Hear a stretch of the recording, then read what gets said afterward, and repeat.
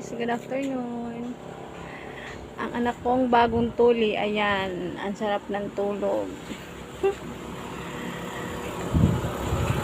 Ito pala yung bahay ko po namin sa probinsya.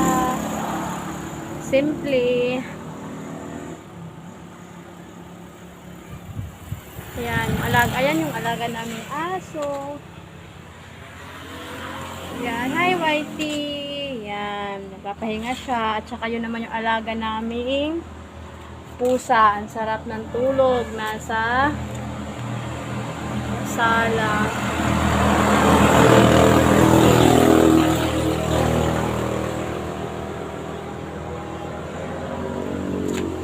Ito yung bahay kubo ng aking Mother Earth. Bahay kubo ni Mother Earth.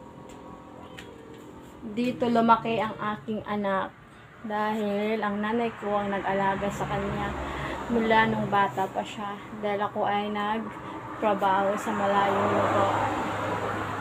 Simple lang po.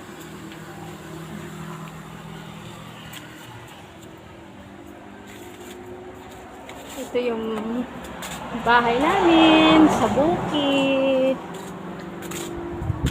Ayun naman po yung bahay kubo ko sa baba. Ayan po.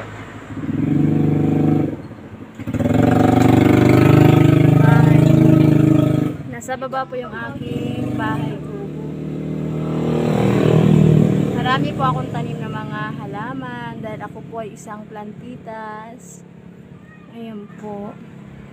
Napapaligiran po kami ng mga puno ng mangga. Bali, may bahay pa po doon. Hindi na po makikita yung isang bahay. Nandun po sa may mangga. Ayan. Hindi pa po tapos yung bahay kubo namin guys. Pero, naniniwala ako, darating din ang araw na matatapos din yan. Sa gabay ni Lord. Okay. Thank you for watching guys. Bye bye.